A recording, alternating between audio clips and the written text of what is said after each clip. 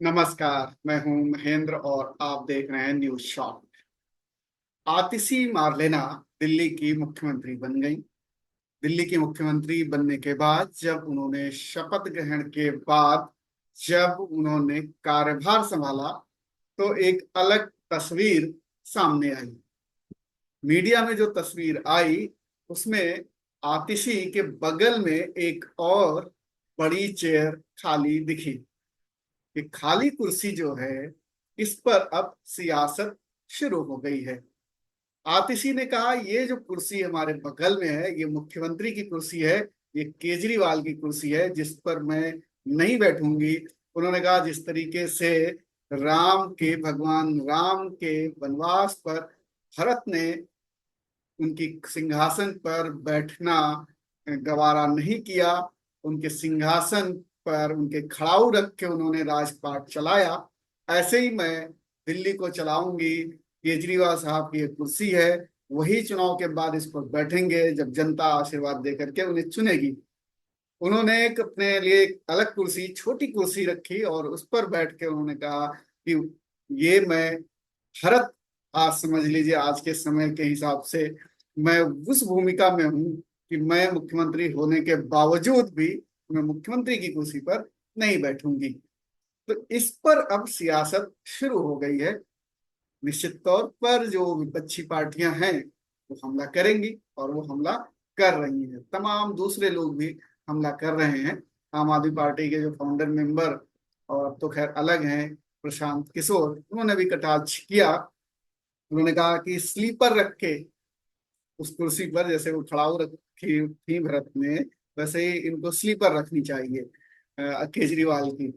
और तमाम लोगों ने, बीजेपी ने उन पर कहा कि ये संवैधानिक संकट है, ये किस तरीके से मुख्यमंत्री का जो गरिमा होती है उसको गिरा रही हैं आतिशी। तमाम, वीरेंद्र सचदेवा ने कहा कि ये संवैधानिक है, ये ठीक नहीं है। मनोज तिवारी जो बीजेपी के बड़े नेता हैं, उन्होंने भी कहा कि ये ठीक नहीं, अब मैंने चिट्ठी लिखी है और वो कौन पढ़ेगा मेरी चिट्ठी। तमाम तरीके के आरोप जो आतिशी के ऊपर लगाए जा रहे हैं। अब आप ये देखिए कि केजरीवाल ने जिस तरीके से इसे आर्किटेक्ट किया है, इस पूरे मसले को, मुख्यमंत्री पद से इस्तीफा देना, उसके बाद एक महिला को मुख्यमंत्री के पद पर बैठाना, और डे वन से आम आदमी पार्टी ये कह रही है कि ये सिर्फ for the time being arrangement है। यानी इस पर जो भी बैठेगा, जो भी मुख्यमंत्री बनेगा अभी, वो सिर्फ और सिर्फ इसलिए क्योंकि केजरीवाल को अपने आप को बेगुनाह साबित करना है जनता की अदालत में। केजरीवाल चुन के आएंगे, फिर मुख्यमंत्री पद पर बैठेंगे। जब तक जनता की अदालत से वो न्याय नहीं ले लेते तब तक इस कुर्सी पर नहीं बैठेंगे। ये ऑफिशियल स्टैंड आम आदमी पार्टी का केजरीवाल की तरफ से। आतिशी कई बार कह चुकी हैं कि वो बस मजबूरी में मुख्यमंत्री पद की जिम्मेदारी संभाल रही हैं, और केजरीवाल साहब की ये कुर्सी है, जनता उनको चुन के भेजेगी। मेरा तो लक्ष्य है कि केजरीवाल साहब फिर से मुख्यमंत्री बने, उनका एजेंडा है। उन्होंने साफ तौर पर कहा, कई बार कहा, जब उपराज्यपाल के यहाँ से उन्होंने लेटर दे के आई तब कहा, शपथ ग्रहण के बाद का, मुख्यमंत्री बनने के पदभार ग्रहण करने के बाद का, तमाम जगहों को तमाम नेता इसी तरीके की बातें करते रहे हैं कि केजरीवाल को मुख्यमंत्री बनाना एकमात्र लक्ष्य है, और उस पर पूरी पार्टी लगी हुई। केजरीवाल ने भी कहा कि देखिए अदालत ने हमें जमानत दी, लेकिन जनता की अदालत में मैं आया हूं और जनता चुन के मुझे भेजेगी तभी मैं इसमें बैठूंगा, कुर्सी का मुझे मोह नहीं है। अब इसके पीछे स्ट्रेटजी क्या है? दरअसल एक नरेटिव सेट किया है केजरीवाल ने। और जो पॉलिटिक्स है, पॉलिटिक्स में नरेटिव बहुत चलते हैं। नरेटिव ये है, केजरीवाल की स्ट्रेंथ ये है ईमानदारी। जब आए थे ये सत्ता में, जब आंदोलन के बाद, अन्ना आंदोलन के बाद फिर उन्होंने आंदोलन किया, करप्शन के खिलाफ आंदोलन किया, तब मुख्यमंत्री हुआ करती थी शीला दीक्षित, और उनके ऊपर बहुत आरोप लगाए उन्होंने, और हर तरीके से उन्होंने ये साबित करने की कोशिश की कि शीला दीक्षित के शासनकाल में बहुत करप्शन हुआ है। करप्शन उनका सबसे बड़ा हथियार था। और करप्शन के खिलाफ लड़ते हुए उन्होंने दिल्ली के लोगों को एक तरीके से इतना अपने आप पर भरोसा जताने के लिए कन्विंस कर दिया कि केजरीवाल आ जाएंगे तो पूरा करप्शन खत्म हो जाएगा। और ये बड़ा ईमानदार आदमी है, क्योंकि ये आयकर विभाग में काम करते थे। अगर आयकर विभाग में, केजरीवाल ये बार बार अभी भी कह रहे हैं, आयकर विभाग में मैं नौकरी करता था और अगर मुझे पैसे ही कमाना होता तो मैं आयकर विभाग की नौकरी क्यों छोड़ता। एक तरीके से इनडायरेक्टली वो ये कह रहे हैं आयकर विभाग में अधिकारी करप्ट होते हैं, क्योंकि वो बार बार इस चीज को तब भी कह रहे थे, अब भी कह रहे हैं कि आयकर विभाग की नौकरी में क्यों छोड़ता है, इनकम टैक्स कमिश्नर था। अब आप ये सोचिए, एक तरफ तो आप एक संस्था को आप करप्ट कह रहे हैं और दूसरी तरफ आप अपने आप को ईमानदार पोर्ट्रेट कर रहे हैं, जिससे कि जनता विश्वास करे। जनता ने विश्वास किया, कन्विंस हुई और भर के भर भर के वोट दिए। और दूसरी बार वो जब चुनाव लड़े तो 67 रिकॉर्ड था। तो इस तरीके से अभी भी 62 विधायक हैं उनके, 70 में 62 विधायक केजरीवाल के हैं। अब जो ईमानदारी का जो एक उन्होंने अपने आप को दिखाने की कोशिश की, जनता को कन्विंस करने की कोशिश की कि केजरीवाल बेईमान हो ही नहीं सकता और केजरीवाल की एकमात्र पूंजी ईमानदारी। इस बार भी वो जंतर मंतर पर यही बात कह रहे थे। अब उस पे लगी है डेंट, क्योंकि किसी भी तरीके का घोटाला है, कोई भी है, आप सच्चे हैं या आप करप्ट हैं, ये अदालत फैसला करेगी। अब अदालत के फैसले में काफी दिन लगेंगे, तब तक उनके ऊपर हमले होते रहेंगे और केजरीवाल बचाव करते रहेंगे। अब उस बचाव के लिए, उस दाग को धुलने के लिए केजरीवाल ने ये रणनीति बनाई कि मुख्यमंत्री पद से इस्तीफा दो और ये कहो कि देखिए मेरे लिए कुर्सी मायने नहीं रखती है, सत्ता मायने नहीं रखती है, ईमानदारी मायने रखती है। और यही जंतर मंतर पर उन्होंने कहा भी कि कुर्सी सत्ता मैं इसके लिए नहीं आया हूँ राजनीति, मेरे लिए ईमानदारी मायने रखती है। अब ये नरेटिव केजरीवाल सेट कर रहे हैं। विपक्ष कहाँ चूक रहा है? विपक्ष फिर केजरीवाल की रणनीति में, चक्रव्यूह में फंस गया है। केजरीवाल की रणनीति ये है कि केजरीवाल नरेटिव ये सेट कर रहे हैं कि वो ईमानदार हैं, सत्ता के भूखे नहीं है। विपक्ष कहाँ अटैक कर रहा है? विपक्ष का जो मेन अटैक है, जो फ्रंटल अटैक है, वो आतिशी पे फोकस हो गया है। आतिशी आपके लिए लाई गई हैं कि आप यहाँ पर फोकस रखें, इनको आप क्रिटिसाइज करें, इन पर आप अटैक करें। इससे केजरीवाल का ही काम आसान हो रहा है, क्योंकि केजरीवाल पर हमले आपके कुंद हो गए हैं। आपका मेन टारगेट, जो विपक्षी पार्टियां हैं, उनका मेन टारगेट उनकी रणनीति को समझना और उनकी रणनीति के खिलाफ आपको अपनी रणनीति बनाना होगा, अगर आप केजरीवाल को चुनाव में हराना चाहते हैं तो। लेकिन अगर आप आतिशी के पीछे रहेंगे, आतिशी को क्रिटिसाइज करेंगे, आतिशी पे हमले करेंगे, तो अब यकीन मानिए आपको कुछ हासिल होने वाला नहीं है। रणनीतिक तौर पर, राजनीतिक तौर पर आप फिसड्डी साबित होंगे, क्योंकि वो रणनीति वही है कि आप केजरीवाल के बजाय आतिशी पे हमले कीजिए, आतिशी का आकलन कीजिए कि वो कौन से कदम उठा रही हैं। वो बगल में खाली कुर्सी रख रही हैं, खड़ाऊ रख रही हैं, स्लीपर रख रही हैं, क्या कर रही हैं। यही तो केजरीवाल चाहते हैं, यही रणनीति है कि आप इन मुद्दों पे उलझे रहें।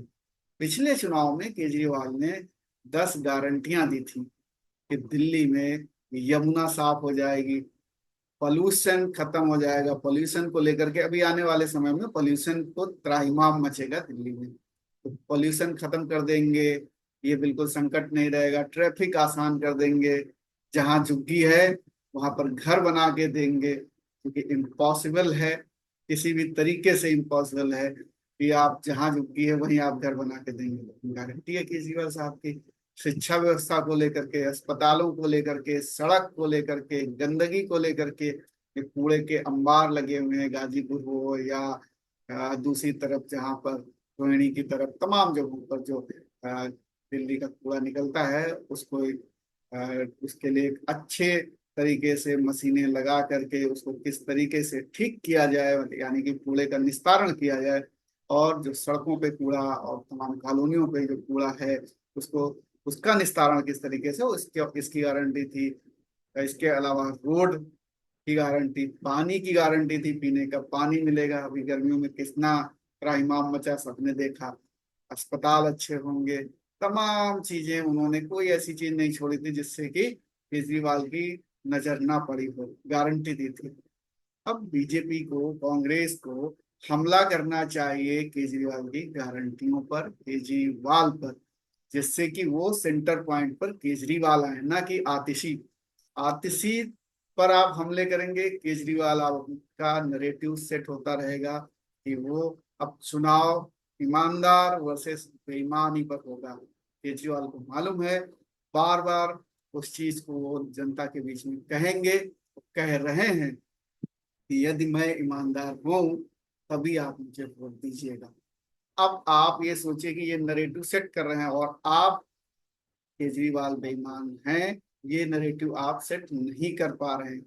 एक घोटाला आपने पकड़ लिया और उसके लिए आप लगातार शराब घोटाला, शराब घोटाला, शराब घोटाला कर रहे हैं। शराब घोटाले से आम पब्लिक बहुत ज्यादा कन्विंस नहीं होती है। क्यों नहीं होगी? क्योंकि बहुत बड़े पैमाने पे दिल्ली में लोग या तमाम प्रदेशों में भी लोग शराब पीते हैं। अब जिस शहर में, मेट्रोपॉलिटन शहर में शराब का कल्चर है, बार हैं, क्लब हैं, शराब की दुकानों में भीड़ लगती है, वहां आप शराब घोटाले पर एक आदमी को कैसे घेर सकते हैं? वो, और जबकि कोविड काल में केजरीवाल ने एक के बदले एक शराब, एक के साथ एक शराब की बोतल दी। बहुत बड़े पैमाने पे जो शराब पीते हैं वो बड़े खुश हुए कि चलिए एक के साथ एक फ्री मिल रही है। ऐसे मुद्दे पर आप केजरीवाल को नहीं घेर सकते। मीडिया में नैतिकता के आधार पर और तमाम ये चीजें तो आप खड़ी कर सकते हैं, लेकिन इसका जमीन पर कोई खास असर नहीं पड़ने वाला है। हाँ, अगर आप ये तमाम और घोटाले लेके आते हैं, तमाम और चीजों को उठाते हैं, यमुना को उठाते हैं कि आप, यमुना का पानी क्या साफ हो गया, पीने का पानी क्या लोगों को मिल रहा है, इसके अलावा क्या सड़कें बन गई, क्या झुग्गियां पक्की हो गई, क्या जो घर तक पानी पहुंचाने की बात थी, जो सीवर की सफाई की बात थी, अभी देखिए सीवर का किस तरीके से हाल हुआ। राजेंद्र नगर में एक इंस्टीट्यूट में पानी घुस गया, बाहर सड़क पर पानी भरा हुआ था और वो सीवर पूरा चौक था, नाले जाम है। एमसीडी भी अब केजरीवाल के हाथ में है, आम आदमी पार्टी के हाथ में है। एमसीडी अब कैसा काम कर रही है? ये तमाम चीजें पॉल्यूशन के लिए अभी फिर से आने वाले समय में, ऑलरेडी दिल्ली की हवा बहुत खराब है, अभी जैसे ही सर्दियां बढ़ेंगी बहुत बुरा हाल हो जाएगा, दम घुटने लगेगा, तब आप मुद्दा उठाएंगे। अभी से मुद्दा नहीं उठा रहे हैं। और इसी दौरान जब दम घुट रहा होगा, फरवरी में चुनाव हो रहे होंगे, तो ये बहुत सारे ऐसे मुद्दे हैं जिस पर केजरीवाल को घेरा जा सकता है। लेकिन विपक्ष की रणनीति खोखली लग रही है, क्योंकि विपक्ष आतिशी पर हमला कर रहा है, जबकि आतिशी तो रणनीति के तहत आम आदमी पार्टी ने उनको इस तरीके से बनाया है, आगे किया है कि आतिशी पर ही हमले हों। अगर आप आतिशी पर हमले कर रहे हैं, इसका मतलब आप अरविंद केजरीवाल की रणनीति पर समझ ही नहीं पाए और उनकी रणनीति में फंस गए हैं, उनके चक्रव्यूह में फंस गए हैं। आप जितना आतिशी पे हमला करेंगे, केजरीवाल उतना ज्यादा मजबूत होंगे। आप अगर केजरीवाल को राजनीतिक तौर पर हराना चाहते हैं, तो राजनीति को समझ के, उनकी राजनीति को समझकर उनकी ही तरह रणनीति बनानी होगी और आपको उन पर हमला करना होगा। आप आतिशी के बगल में रखी खाली कुर्सी को अगर आप फोकस में लाएंगे, तो रणनीति आपकी असफल मानी जाएगी, इसका कोई फायदा होने वाला नहीं है। आप क्या सोचते हैं दोस्तों? हमें कमेंट करके जरूर बताइए। फिलहाल इतना ही। नमस्कार।